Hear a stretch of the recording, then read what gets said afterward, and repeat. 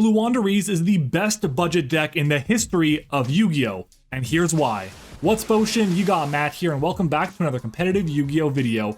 You know, in my short time making Yu-Gi-Oh! Videos, I've noticed a few things, and one of them is that you really like when I make videos on the best budget decks, or a budget deck tier list, or budget deck profiles, and of course, the Yu-Gi-Oh! Budget Challenge. So I wanted to take that to the next step. So today we're going to talk about Floowandereeze and why it's the single best budget deck of all time. And if you're just getting started with competitive Yu-Gi-Oh! And you want to play on a budget, why it's the deck that you should pick up as well.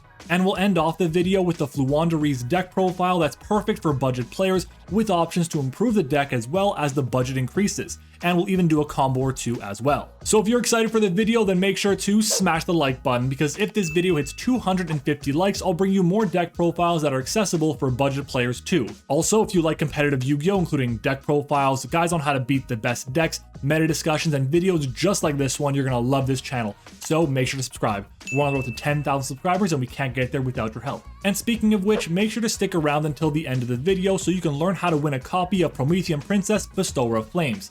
But with that being said, here's why Floowandereeze is the best budget deck of all time. Let's jump into it. So before we talk about Floowandereeze, we have to first determine what makes a good budget deck. And in my opinion, there are three factors that the decks have to follow to be considered a good budget option.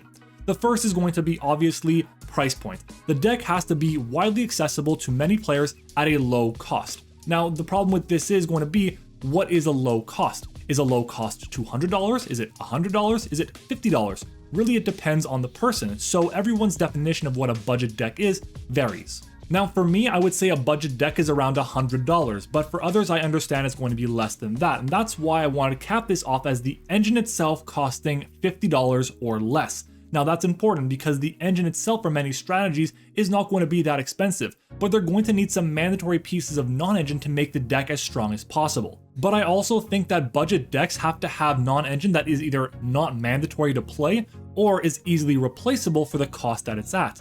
For example, most Floowandereeze decks are playing 3 copies of Triple Tactics Thrust, and while that card is absolutely incredible in the strategy, it's not mandatory by any means, so for that reason, you don't have to actually play it. I also don't really like to consider hand traps as being part of the budget itself, within reason of course. I'm not going to say to pick up a $20 copy of Fantastical Dragon Phantasme, but I am going to say that if you have copies of Droll and Lockbird, or Ash Blossom, or Infinite Impermanence, or any of the countless other hand traps in the game today, having them is great because you can easily move them to other strategies that you would want to play as well as your budget increases. I get that was a long explanation, but to make a long story short, the first aspect a deck needs to have to be considered a great budget deck is that the engine itself has to be less than $50 and the non-engine has to be replaceable and easily moved for other cards. The second aspect is that the deck has to actually be good, not necessarily great, but good nonetheless. Budget decks will never be tier 0, but they can still compete at the highest level. Now, when I say a good deck, what does that actually mean? Well, a good deck has a strategy that is cohesive and that works well with all the different cards in the engine itself. If you're going to have a strategy that doesn't play well with the other cards in the engine, why would you want to play that deck compared to another option that is a more seamless fit? Basically, do the cards contradict each other, or is the gameplay a lot more smooth? And the third factor is going to be, does the budget deck improve and get better as your skill level also gets better? In my opinion, Floowandereeze checks all of these boxes. The entire engine for Floowandereeze is pretty low cost because of all the reprints that it's had, and accessible reprints at that. The deck itself is able to play a lot of non-engine that is easily moved to other different strategies. The archetype strategy works very well with the other cards in the archetype, and it doesn't really seem too out of place. And of course, as you get better with the deck, you learn smaller little intricacies that are going to be a bit more important to use the deck at a high level, and for that reason it checks all 3 of those boxes I mentioned earlier. The deck has a really good matchup against so many decks in the format today, because any deck that really utilizes the graveyard naturally has a bad matchup because the deck can play Dimension Shifter very easily. It also has a pretty good matchup against any deck that wants to utilize Link monsters because they all have to be in attack position, and Floowandereeze and M-Pen is a great card against any strategy that wants to utilize attack position monsters' effects. There are obviously other really good budget decks in Yu-Gi-Oh's history, but I'd argue none of them have the same potential or ceiling as Floowandereeze. Sure, Marincess is a really popular option today for a budget deck, but that deck itself has become a bit more expensive and doesn't have the same potential that Floowandereeze does to top events, especially in this specific format. And sure, you can pick up 3 copies of structure decks like the branded one or the Fire King one, and those are going to be good options, but they're going to be nowhere near as strong as Floowandereeze if you don't actually add in the cards that are a bit more expensive, like the copies of Quem, for example, or the Wanteds or Diabell Stars, and so on and so forth. But let me know what you think. Are there any other strategies that you believe are in the running for the best budget deck of all time, or is it Floowandereeze by a mile? Now that I've given you a brief explanation about why Floowandereeze is the best budget deck of all time, here's going to be an awesome Floowandereeze deck profile that's perfect for budget players too. So here we are with the deck profile portion of the video. I'm going to kind of speed through this portion because it's just a Floowandereeze deck profile. I'll do explanations when I can because I also want to do a combo for you guys as well. Now, with that being said, the deck itself is very, very strong and in my opinion, the best budget deck of all time. Now, the extra deck is face down over here and the reason for that is because you do not need the extra deck to have any specific card in here. I'm going to show you cards in here that are going to be very expensive. Some cards in here are going to be even more expensive than any card you could possibly think of in the main deck, but you do not need them at all for this specific deck. You're only playing them for cards like Pot of Prosperity. That being said though, for the main deck, we're going to start off with 3 copies of Robina, which is the best card in the strategy as a starter for the deck. Searches for any level 4 or lower winged beast on normal summon. We also have 3 copies of Eglin, which searches for any level 7 or higher winged beast on normal summon. We're playing the 1 copy of Tokon and the 1 copy of Stree as well.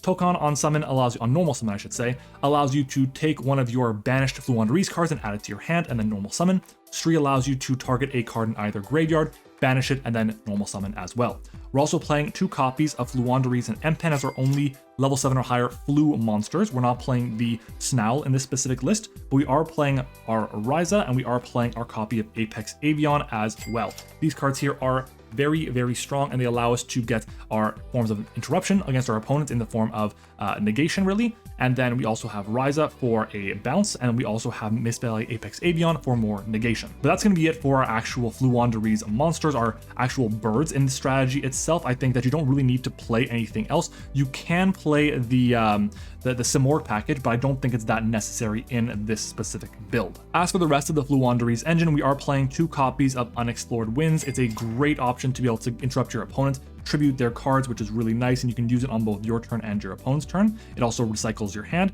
We're playing 3 copies of Advent of Adventure as a way to protect from cards like Infinite Impermanence or Effect Failure, just targeting negation in general, but also lets you win in time and gives you extra consistency. It's a very strong card. We're also playing 3 copies of Magnificent Map with the 1 copy of Terraforming to search it, because these cards here are incredible. Getting access to Map in this specific build is amazing. You really want to have Map because not only does it give you consistency by searching out for a level 1 Floowandereeze monster, but you're also able to then normal summon cards on your opponent's turn when they normal summon themselves, which is critical to allow you to just do the unfair things this deck does. We also have the 1 copy of Dreaming Town, which starts your train going because, again, when you normal summon, you want to have access to, or when your opponent normal summons or just summons in general, you want to have a way to respond. And the fact that Dreaming Town allows you to normal summon on your opponent's turn is great. And it does have the graveyard effect as well, which does come up from time to time. Harvey's Featherstorm is fantastic because it allows you to just essentially win games on the spot if you can resolve it. We only play 1 in the main deck because if you do lose the die roll and go second, it is pretty much a dead card. And we are of course playing 2 copies of Dimensional Fissure, which is a new inclusion into Floowandereeze decks, but is a fantastic option nonetheless to be able to banish cards your opponent would have. That's going to be it though for the cards that I think are pretty much mandatory to play in this deck as far as engine pieces. The rest is going to be cards that you don't really need to have, but if you do, it ends up working out quite well. We are playing 3 copies of Pot of Prosperity. Now, Pot of Prosperity is the main consistency tool in this specific strategy, along with Pot of Duality. Now, these 2 cards over here, you do not have to use one of them per turn. You can pair them together. They don't like contradict each other at all, which is nice. And if you can resolve them both, you're able to dig 9 cards deep into your deck to try and find the copy of Robina, which is the card that really turns on your entire strategy to be able to get the ball rolling. We are of course playing 3 copies of Dimension Shifter. This card here is what makes the deck so overpowered because it can play Shifter so well, and so many decks in Yu-Gi-Oh today are so weak to Shifter. So Shifter is fantastic. We are also playing 3 copies of Ash Blossom and 3 copies of Infinite Impermanence. Now listen, all of these cards over here have common printings. Prosperity was reprinted in the Rarity Collection 2, just like these options here were as well, and just having access to them at a low cost is going to be great. And right now, even though these cards are a bit pricey compared to other hand traps in the format, and if you can't afford them, that is perfectly fine. You can replace them with other cards, and eventually when your budget increases, pick up Ash and Imperm later on. But that's going to be it for the main deck here. You'll notice that we are missing one crucial card that a lot of Floowandereeze decks are playing this format, and that's going to be Triple Tactics Thrust. And the reason they're playing that is because the deck itself forces a lot of people to make moves, to do something to actually activate. So you can set a copy of Harpy's Featherstorm if you get drolled. You can set a copy of the Evenly Matched if you're going second, or use that effect rather. It's just really solid against a lot of different decks, but it is not mandatory. That is the main thing. It is not mandatory. Moving on though to the extra deck, I want to clarify again, nothing in this extra deck is mandatory. You do not need to have anything in this extra deck to play the deck effectively. So again, you can just put together any 15 extra deck cards and you'll be very happy. So starting off though with our Link monsters, the ones that I think are in consideration for being in this list, we have our Link ones in Almirage, in Link Karibo, and in Relinquished Anima. Nothing else in my opinion that you need in terms of Link ones is considerable. These ones here are great. Anima is great for interruption, Link Karibo is great as a Dark Link 1, and so is Almirage, but for a fire, and you can summon them using any of your normal summoned birds as well. We're also going to be using our Hita and our Dark here as well. And the reason why is because this format specifically, there's a lot of fire and dark monsters, specifically all the Snake Eyes and Fire King cards and the Diabell Stars that those decks are playing as well. So if you can steal those cards with Hita and with Dark, you can go into a copy of Selene, which will let you get into a copy of Access Code, assuming you've used Dimension Shifter at some point during the game as well, because Selene will bring back a spellcaster in your graveyard and allow you to be able to use that monster for Link material. And it has to be Dimension Shifter because that is the only spellcaster monster in your entire deck that can be summoned in defense position. You go into Access Code Talker, which is expensive now, but is getting reprinted in Rarity Collection 2 and will probably be less than $1 at that point, and you can go from there. And the last card is potentially SP Little Knights. Again, you do not need this card. It is insanely expensive right now, and if you have it, great. If you don't have it, you don't need to play Floowandereeze. Moving on though to our Xyz monsters. The Xyz monsters are really only here to be able to facilitate one thing exactly, and that's going to be to facilitate access to Zeus. So we have our one copy of Assembled Nightingale, our one copy of Downward Magician, and our one copy of Zeus, and we're also playing Typhon as well. So basically you're going to overlay 2 level 1 birds into Lyrilistic Assembled Nightingale, attack your opponent, go into Downward Magician, and then go into Zeus as well. And that's going to be a 4 material Zeus for 2 activations, and Typhon is there for emergencies in this specific deck. But that's it. The last 3 cards in the strategy, or last 4 cards in the strategy, are really unnecessary. Whatever you want. You can duplicate cards, you can just play any 4 random extra deck cards or any 15 random extra deck cards, because most of the time you're banishing them off of Prosperity anyways. Moving on to the side deck though, the side deck I'm going to restart the counting here. I'm not going to count any of the cards in the extra deck as actual budget cards because they're all optional, every single one. So we have 2 copies here of Harpy's Featherstorm, which is again insanely inexpensive, 3 copies of Droll and Lockbird, which is a bit more pricey but still really solid option nonetheless for any deck that really hates Droll, 3 copies of Ghost Bell, which is a great option in case you're worried about potentially matchups where Imperm or Valor or Ash Blossom or whatever the case might be, any hand trap you have is not going to be that impactful. Bell could come in and probably will be impactful in that matchup. We are playing 3 copies of Evenly Matched as well. Evenly is great to go second, as well as 3 copies of Cosmic Cyclone for back row decks, and of course the one Harpy's Feather Duster as well. So that's going to be the side deck here. All this is pretty understandable. It makes sense. You can add in other cards. I just don't recommend adding in any Kaijus because the Kaijus right now, they contradict with your Floowandereeze monsters, so keep that in mind. But that being said, that is pretty much the list itself. It's a very solid list that does a lot of good things in the format today, has good matchups against many decks in the game right now, especially decks that really utilize the graveyard because that's what Floowandereeze is best at, dealing with those types of decks. And again, it's so inexpensive because you really don't need any cards in the extra deck. So that's why I believe that Floowandereeze is not only the best budget deck of all time, but is a great option for any new player that wants to play competitive Yu-Gi-Oh! On a budget to pick up today. Now, I did mention earlier that I was going to be doing a giveaway, and I'm going to be giving away a copy of Promethean Princess. So if you want a chance to win this copy of Promethean Princess, you gotta do 3 things for me. Number 1, you gotta be subscribed to the channel. If you're not subscribed to the channel, you're not gonna get a chance to win this because I'm also only giving this away once we hit 10,000 subscribers. Also, you gotta make sure that you comment down below what your best budget deck of all time is in your opinion. Is it going to be Floowandereeze? Is it something else? Let me know down in the comments, and if you want to, a quick reason why as well. And of course, leave a like on the video too, and that's it. That's all you need to do to win a copy of Promethean Princess. I'll be picking the winner once we hit 10,000 subscribers.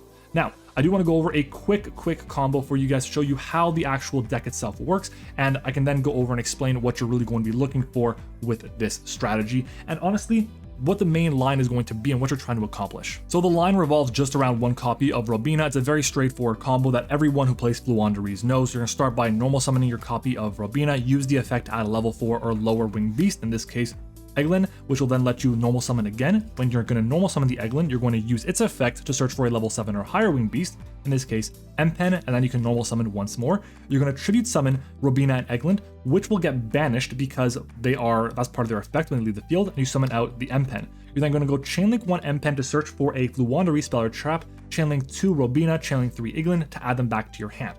These will come back to your hand, and you'll search out for a copy of Dreaming Town. You can also search out for a copy of Map. You can search out for a copy of pretty much anything. But by getting these in hand and getting this in hand as well, you're in a great spot because you can then set the copy of M-Pen, pass turn to your opponent. They can't activate the effects of special summon monsters in attack position, and then when they do something that threatens you, you can flip up the Dreaming Town, go ahead and normal summon your copy of Robina, use Robina to add something like Stree or Tokon. You can then normal summon out the copy of Eglin, use Eglin's effect, and you can add out something like a copy of your Apex Avion or even a copy of your Mega Monarch, whichever one you think is best, and then you can either bounce cards back to hand or use Apex Avion for negation. So you can tribute again these two over here, they get banished, and then you can summon out the copy of Apex Avion, and then you're going to go Eglin, Robina, add back to hand, and you're in a great position. And because Floowandereeze and Dreaming Town was in the graveyard when Apex Avion was summoned out, you can use its effect as well. Because a level 7 or higher monster was tribute summoned while it's in the graveyard,